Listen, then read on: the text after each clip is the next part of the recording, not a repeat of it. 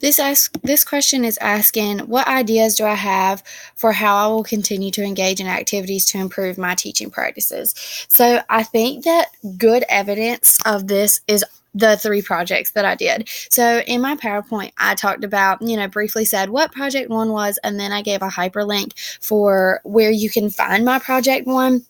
So I just wanted to touch on each one of my projects. So the very first one that I created was about emotional disturbances in the classroom, and I decided to create a website. So from that website, I went into 5 different emotional disturbances, and I talked about, this is what it is, these are the behaviors, how does it affect them in the classroom, what does it look like in the classroom. So on my website, if you go and click with me as I talk, you can see that each one goes into the characteristics and then how that will then affect them in the classroom. Then after you click through all of those, you'll go to understanding, my understanding tab. And I tried to do this where I could get these ideas through the eyes of an emotionally disturbed child, because I think that reading about something is, really telling, and you do learn a lot, but seeing it through the experience of these children is something that'll really open up your eyes. So for each one, I kind of added some simulations for what a child with each one of the emotional disturbances could be going through, and what it's like and what's going on in their brain, just for more understanding as you're reading through it. And then I said the very last one that I have is called What We Can Do, and I titled that All Teachers on Deck. So these are just the things that we can do for students in our classrooms that have emotional disturbances, and what exactly they need and how we can help them be successful in our classroom. So these projects, for my very first project, it helped me to engage in ongoing learning that'll improve my teaching, because it taught me that I can do research and I can look into different things that might have an effect in my classroom, and then from this information do whatever it takes to learn what I need to learn in order to make my students successful.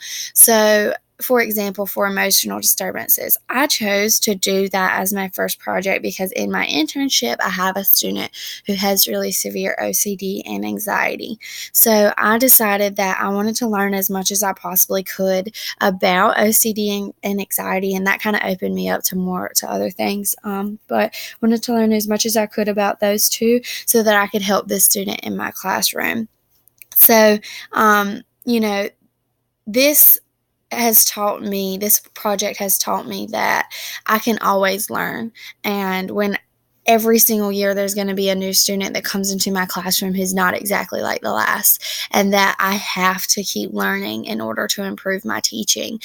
So, as a whole, this project taught me a lot about emotional disturbances, but it also taught me a lot about how to research for different, I don't want to say issues, but different kinds of students that'll come into my classroom, and to learn exactly what I need to do to improve my teaching. So as a whole, I would say that Project 1 was a great example of just a way to showcase how I've learned to engage in activities to improve my teaching practice, just because it shows that I'm able to research a topic or research something that could be seen in my classroom, and then from that take everything from that and improve my teaching. Also, I think it says a lot about not only my project, but everyone created such good projects in our class, but it says a lot that we were able to do a lot of research and then come up with something like a website, so that not only we can use it, but other teachers can use it as well. So my second project was the PE Essential 55. So if you click on that and follow along with me, you can see that it opens up to a PowerPoint. I also, from this point, I created a PowerPoint, and I also have a Google Doc that has the PE, or the Haley Dockery PE Essential 55, what I thought was essential for the PE classroom.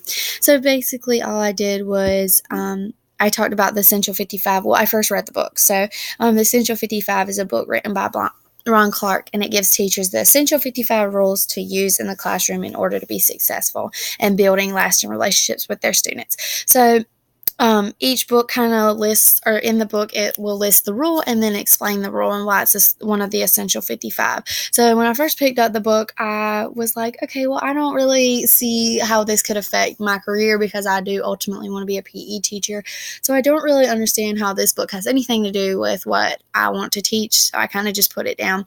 And then it wasn't until this class that I kind of wanted to challenge myself to see if the essential 55 could even work in the PE classroom.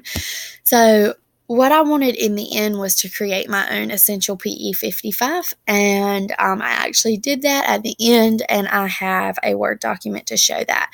So what I did was I went through each group and I figured out how I could categorize each different rule. So I had rules that were fine as is, meaning they didn't need to be changed to fit in the PE setting. Altered was another category I had, which means they had to be changed or altered in order to fit in the PE setting. And then changed. Change meant that I didn't feel they were necessary at all and they needed to be changed completely to something new that the Ron Clark Essential 55 was missing for the PE 55. So I went through and I listed all the rules that were fine as is. Those were just really quick that I was able to do. And I also found that a lot of them actually applied when I thought they weren't going to. And then the altered rules, for every altered rule, I went through and I listed the rule at the top. I talked about why it needed to be altered, and then I altered it. So I also, if you're looking along with me, I also color coordinated everything so it made more sense for the brain, and that was something my feedback group said that they really liked. And then change rules, I did the same thing. I said, these are the rules. I kind of listed them as these are all the rules that don't really make sense, and here are my new rules. After this, I then took all my rules, my Essential 55 that I had then created, and I created them into my own document, which I also have linked that you can click on after looking through the presentation. And for this, I would say that the Essential 55 taught me, and this project as a whole, Project 2 taught me as a whole, that there are going to be so many different things in education that are going to be presented to me, but it's my job to take my own spin on it and to figure out how it'll fit my classroom and my students. So this project definitely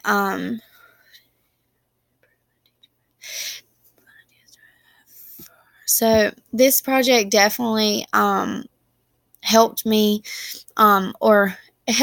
and will help me engage in ongoing learning that will improve my teaching, because it taught me that you can be presented with something and may not agree with it at first, but you can take your own spin on it and use it to improve your teaching. So I just think that, of course, this project gave me my Essential 55 that I can then use one day in my own PE classroom, but it also taught me that somebody can present something new to you. You can look at it at first and be like, maybe not, put it down, and then think about it more in terms of not if exactly how it is now will fit into your teaching, but what can I do to change it around so that it fits me. And I think that education as a whole is all about taking new things and new ideas from other people and putting your own twist on them. So you don't pick up a lesson plan from another teacher and teach it straight how that teacher teaches it, just because you're not the same teacher.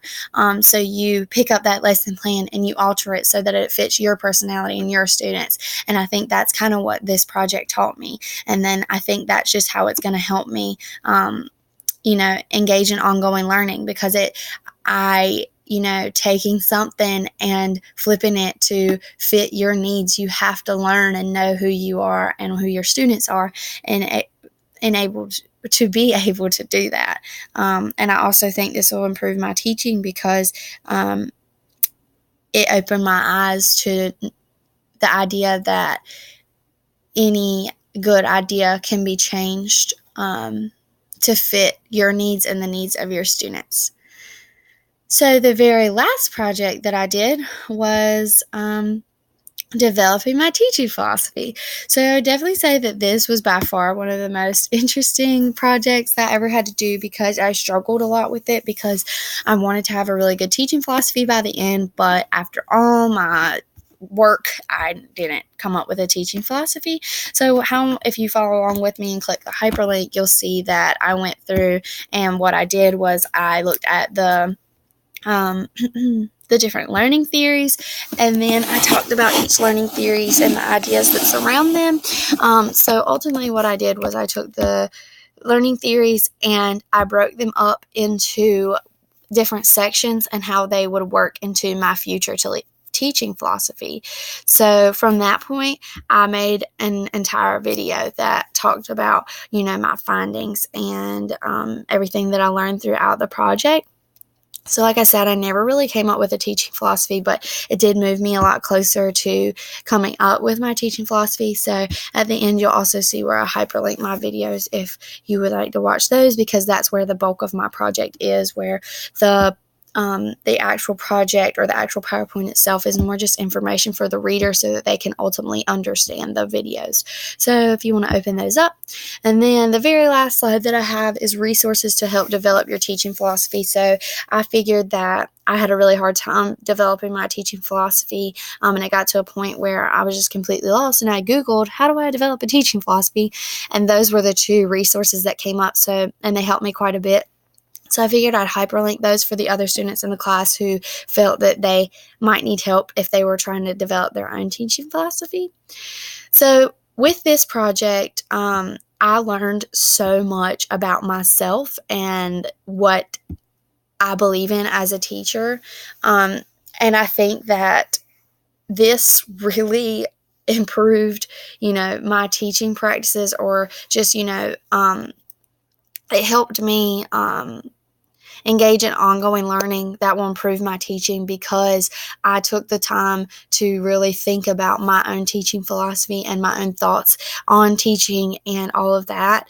And from that, I still haven't developed a teaching philosophy. So that is something that I really need to, from everything that I learned, it's still something that I'm able to develop. So the question was, what ideas do I have for how I will continue to engage in activities to improve my teaching practice? This one speaks to this one. I have all of these ideas in that project, but I haven't been able to come up with a teaching philosophy.